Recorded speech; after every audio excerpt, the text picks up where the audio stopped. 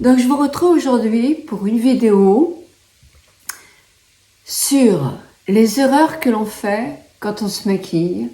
Alors c'est pas des erreurs, oui ça va être des erreurs aussi sur le maquillage, mais ça va être aussi des erreurs sur la posture. Comment éviter de se trouver une mine horrible alors qu'on fait souvent des mauvais gestes dans la salle de bain pour se maquiller. Donc on fait un petit point global si ça vous intéresse, et vous allez voir que tous ces conseils vont peut-être vous aider à avoir encore meilleure mine, un plus joli maquillage. Bonjour à vous toutes, bonjour à vous tous. Waouh, il fait froid. J'ai remis un gros pull, j'aurais pu être plus élégante avec mon petit gilet, mais il fait trop froid. Donc je viens parler avec vous, mais bien au chaud. Donc, pas de filtre, pas de lumière autre que la lumière du jour et les lumières que j'ai dans ma maison parce qu'il fait effectivement un petit peu plus sombre, même si j'ai un maximum de fenêtres. Donc voilà, on fait des drôles d'erreurs quand on se maquille ou même quand on se maquille dans sa salle de bain. Et il faut faire attention aux lumières. Vous allez voir de temps en temps des images que j'ai prises. Les lumières. Moi, j'ai deux lumières qui arrivent comme ça. Ce sont des lumières ou trop jaunes ou trop blanches. Les deux sont néfastes pour le visage, mais surtout les jaunes qui vous donnent un teint complètement terreux et c'est vraiment très laid. En plus, ces lumières-là sont pas agréables. Donc, faites attention quand vous vous maquillez à avoir de bonnes lumières et un bon emplacement des lumières. La lumière qu'on a sur le plafond au-dessus de nous va nous faire le visage, nous écraser le visage. Donc ce n'est pas du tout une bonne lumière. Vous avez effectivement maintenant des glaces avec tout un cadre de LED et ça c'est pas mal parce que ça représente un petit peu la lumière du jour. Quand vous vous maquillez et si vous avez une lumière qui arrive comme ça, sur ce côté-là ou sur ce côté-là, c'est horrible parce que ça vous écrase le visage et vous allez avoir tous les défauts, toutes des ridules ou des rides qui vont être des creux et des déliés qui vont être plus amplifiés avec cette lumière qui vous frappe sur le côté. Donc faites attention aussi dans les salles de bain, on n'a pas toujours le bon emplacement des choses. La meilleure lumière qui soit, c'est cette lumière du jour. Elle est magnifique. C'est elle qui vous donnera le plus beau rendu.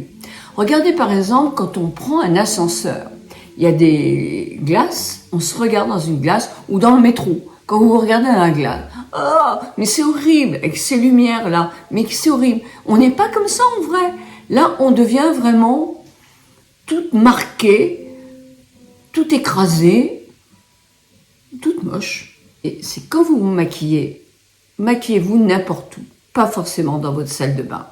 Ouais, vous prenez une petite boîte à chaussures, autre chose, pour prendre les produits dont vous avez besoin, et vous vous mettez, comme moi souvent, ou sur une petite table que je mets devant ma fenêtre de ma chambre, de mon bureau, puisque c'est pas ma chambre, c'est mon bureau, et j'évite toutes les lumières qui sont même des projecteurs, parce que le projecteur, vous avez quand même, c'est pas un filtre, hein, mais il y a un voile blanc qui adoucit le visage. Le mieux, c'est effectivement la lumière du jour qui, elle, est vraiment la plus naturelle. Donc voilà, la lumière du jour, c'est ce qu'il y a de mieux. Alors vous emmenez votre barda, vous vous mettez devant la meilleure lumière, peut-être pas en plein nord, mais bon, ça dépend du temps qu'il fait, pas en plein soleil non plus. Donc vous jouez avec une pièce, peu importe, vous n'allez pas... Allez, il y en a pour 20 minutes à se maquiller, même pas 10 minutes. Donc vous gênez personne à vous installer dans la salle à manger ou dans la cuisine, là où vous voyez votre visage le plus agréable possible. Donc moi je voulais vous dire aussi, ce qui est très très important aussi, c'est qu'on a tendance à se maquiller. Allez, la lumière est basse, alors on pendouille comme ça la tête. Mais regardez quand je pendouille, ça pendouille aussi. C'est horrible. Donc il faut pas. Il faut vous maquiller en face de votre glace, en face, à la même hauteur que votre glace. Et là, vous verrez votre visage comme ça, et non pas comme ça, parce que c'est pas beau. Ben non, ça pend, c'est la pesanteur, et ça pend aussi partout. Si je suis bien droite, c'est mieux. Vous voyez? Donc faites bien attention à ça, c'est sûr. Quand vous maquillez aussi, il y a des gestes que vous ferez, c'est-à-dire que pour les paupières, il faudra tenir vos paupières. Tenir, alors pas forcément tirer dessus, mais la tenir pour pouvoir vous maquiller effectivement comme vous le voulez. Alors oui, on sait qu'effectivement pour les paupières tombantes, il faut les garder bien ouverts les yeux, mais bon, pour d'autres choses, on peut aussi baisser un petit peu les yeux, mais toujours avec votre visage bien droit. C'est très important. Maintenant, il y a des erreurs qui sont importantes. Après tout, on se maquille comme on veut. Il n'y a pas d'interdit. On fait ce qu'on veut. Si vous êtes heureuse, par exemple, avec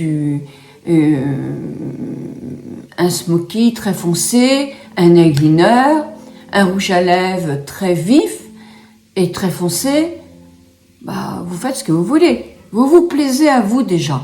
Donc c'est ça qui est important. Après, puisque vous plaisez à vous, automatiquement, vous serez bien dans votre tête et dans votre peau. Donc n'écoutez pas les interdits. Il y a quelques petites recommandations, mais qu'on adapte en fonction de ce que l'on est et de ce que l'on a envie. Si on écoute, on vous dira les cheveux noirs sont à prescrire quand on vieillit. Alors oui, c'est peut-être possible. C'est vrai qu'on peut peut-être faire quelques mèches plus claires, les éclaircir d'un ou deux tons, etc. Mais vous avez des femmes qui ont envie, parce qu'elles sont typées, parce qu'elles ont toujours eu les cheveux noirs, de garder leurs cheveux foncés. Et moi, j'en ai connu des femmes dans mon institut. Une femme qui était très âgée.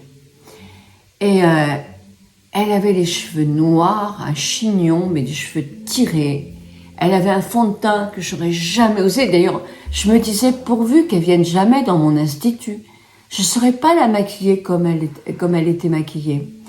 Elle avait un fond de teint très foncé, puis une couche épaisse de fond de teint. Elle avait les yeux très faits, les sourcils très faits. La bouche, je ne me souviens plus. Mais en tout cas, les cheveux noirs et tirés. Moi, je la trouvais belle.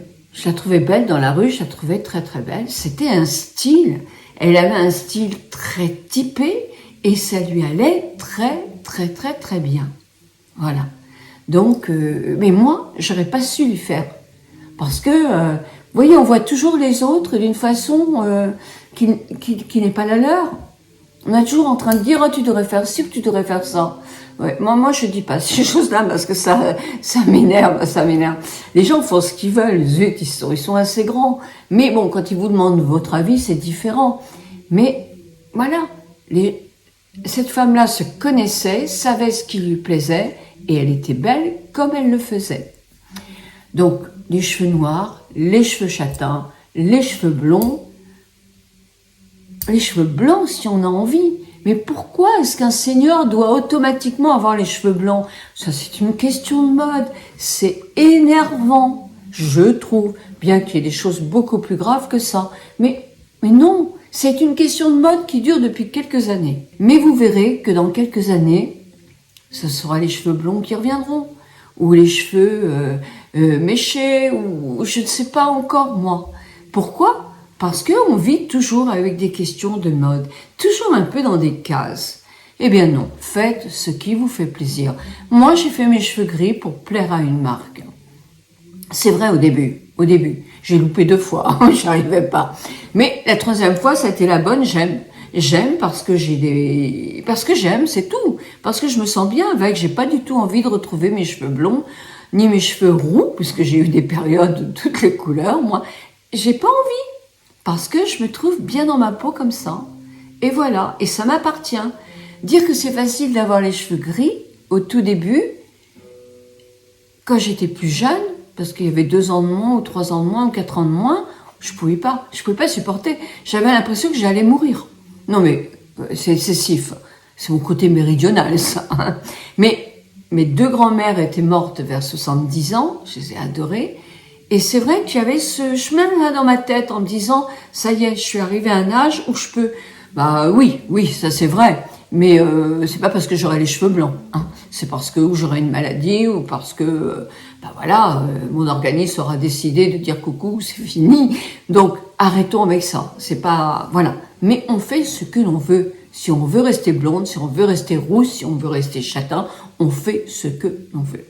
Donc voilà. Bah oui, vous savez, il y a des trucs comme ça qui sont un petit peu des interdits. Bah, moi, j'adore les interdits parce que je fais toujours le contraire de tous les interdits. Ah oui, c'est vrai que je suis un peu voyou. Hein. J'ai toujours été un peu. Non. Mais je n'aime pas les interdits. Voilà, ça me plaît pas. Voilà. Ils sont faits pour être contredits. Le maquillage, ben c'est pareil. Si vous avez envie de vous faire des maquillages très très foncés, avec de l'eyeliner, c'est vrai que vous êtes heureuse de ça. Continuez. Moi, je dirais que on a tendance un peu, en vieillissant, à vous conseiller d'alléger un petit peu le maquillage. Pourquoi? Parce que les paupières tombent, et ça, c'est inévitable, à moins de faire de la chirurgie esthétique. Donc, ça tombe. Et c'est plus difficile à maquiller, on le sait. En plus, en vieillissant, on a tendance à avoir les yeux qui se rapetissent un peu. Vous savez, quand on est tout petit bébé, on a des grands yeux. Ah oui, ils vous mangent le visage presque. Ben bah oui, moi c'était ça. Pendant toute mon enfance, ma mère me disait tout se voit dans tes yeux. J'avais des yeux un peu importants et très vifs en plus, hein, très vifs. Hein. On savait tout ce que je pensais, et ça c'est vrai, mais je pense que ça je garde un peu. Mais mes yeux se sont rapetissés, donc j'ai plus le même maquillage. Par contre, on dit, il ne faut pas faire de trait en dessous. Ben moi je me vois jamais sans trait en dessous, je ne peux pas, je suis toute nue si j'ai pas de trait en dessous. Donc je continue, et je rétrécis mon regard avec un trait en dessous.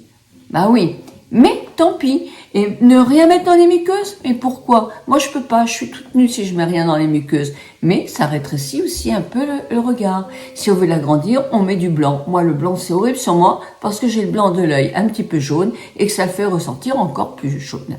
Donc voilà. Pour les lèvres, on vous dit ne pas mettre des tons trop mat parce que ça affine la bouche. Eh ben c'est vrai, ça affine la bouche. Si vous mettez quelque chose de plus clair, votre bouche, elle va être plus charnue. Si vous mettez quelque chose de très foncé, très mat surtout, votre bouche va être plus diminuée. On a la bouche qui s'affine. Elle s'affine parce que la peau, elle est moins charnue. Donc effectivement, maintenant vous avez des solutions pour les faire un peu plus charnues, que ce soit en médecine esthétique ou même maintenant avec des glosses qui font un petit peu gonfler les lèvres. Bon ben voilà, ou si vous êtes comme moi, vous n'avez pas envie du tout de changer votre bouche, eh bien moi je privilégie non pas les clairs, mais pas les mats. Ou si je mets un mat, je mets un brillant dessus et j'essaye toujours de prendre des tons qui vont être éclatants. Enfin pas toujours, mais justement, des tons qui vont être vifs, mais pas ternes. Voilà ce que je voulais dire. Pour justement les tons, quand on fait un monochrome, c'est-à-dire qu'on a un visage, on dit je fais que du beige partout, je mets pas de blush, et ça c'est une erreur quand on vieillit. Je mets un fond de teint beige, je mets du beige, du taupe, du beige sur mes yeux, et je mets un rouge à lèvres carrément beige. Eh bien, c'est plus beau quand on est jeune, même à 55, 60 ans, hein, on peut avoir un visage jeune très tard. Mais quand on commence à avoir un visage qui vieillit, ça a tendance un tout petit peu à faire triste, fatigué, sans relief. Donc, nous qui perdons du relief en vieillissant, c'est important de resculpter notre visage. Sans en mettre des tartines.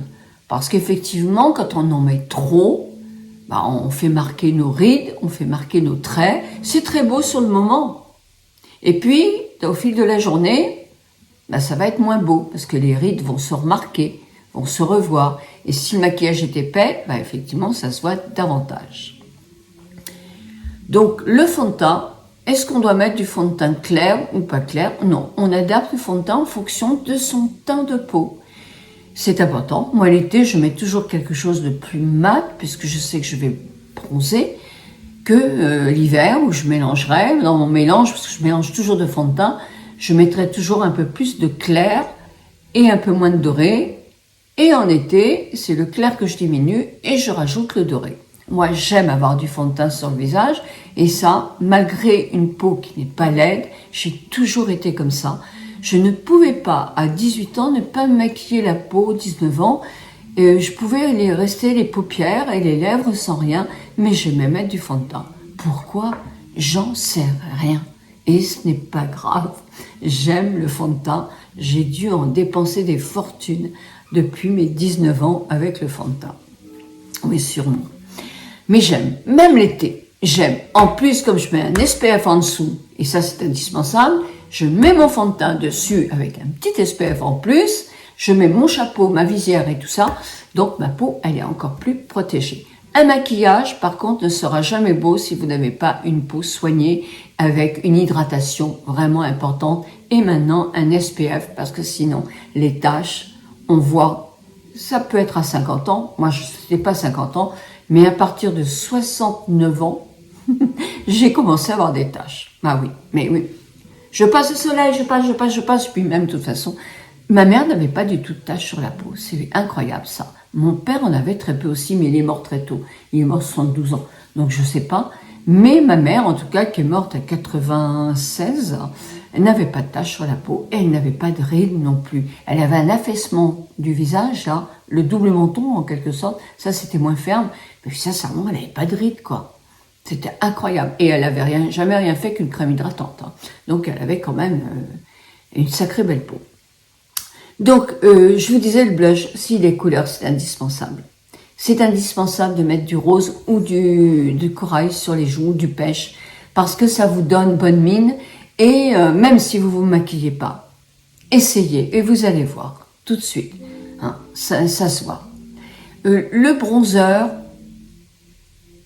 faut pas trop en mettre et surtout pas en ligne droite comme on voyait quelquefois parce que ça fait des déviations, mais c'est franchement horrible. Et tout ce qui est highlight, vous pouvez, si vous en avez envie, c'est toujours pareil, mais moi je déconseille quoi. Parce que si vous le mettez trop près des rides, bah, ça va faire ressortir les rides. Si vous en mettez trop, bah, vous allez ressembler à un petit lampadaire. Là, il faut que ce soit discret. Sur le bout du nez, c'est quelquefois très mignon. Et où ça peut nous servir, c'est quand on a un creux ici. Et ça arrive souvent en vieillissant, c'est de remettre un léger avec le doigt, et là, tout de suite, ça fait regonfler. C'est pareil, la poudre bronzante, si vous avez des poches, c'est la mettre en délicatesse, un petit peu plus haut comme ça. Léger, j'ai pas dit le gras, j'ai dit la poudre bronzante. Hein, parce que ça va un petit peu le foncer, diminuer la poche. Voilà. Ben écoutez, ce sont des petites astuces, j'en aurais plein d'autres à vous donner, sûrement. Mais voilà celles que j'ai trouvées aujourd'hui à vous partager. Je vous souhaite un bon week-end, une bonne fin de semaine. Je vous retrouve avec plaisir mardi prochain pour une vidéo maquillage. Et ben voilà. Et on reparlera peut-être d'autres à limiter ou etc. Je vous embrasse de tout mon cœur. Bon week-end.